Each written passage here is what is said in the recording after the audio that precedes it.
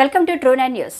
ములుగు జిల్లా ఏటూరు నాగారం మండల కేంద్రంలో ఈ నెల 17న ఏటూరు నాగారం మేజర్ గ్రామ పంచాయతీలో నిర్వహించిన పెసా గ్రామ సభను ఐటీడీఏ కాంటింజెంట్ వర్కర్లు అడ్డుకొని తమను బెదిరించారని పైసా కమిటీ కార్యదర్శి గండెపల్లి సత్యం, కమిటీ సభ్యురాలు పలక గంగా, పులిషే రాధిక గురువారం ఒక ప్రకటనలో ఆరోపించారు.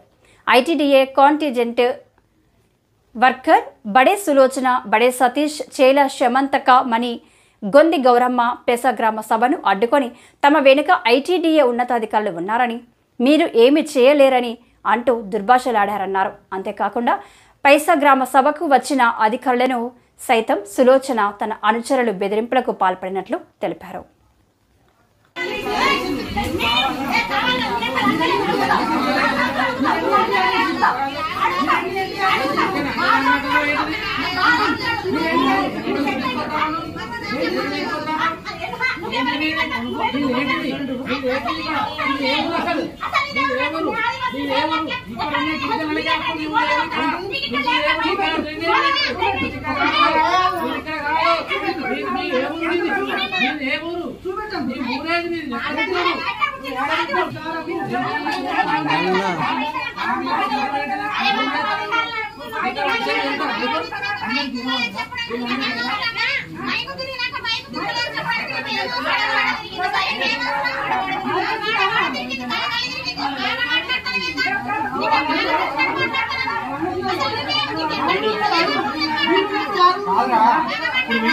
పంపించింది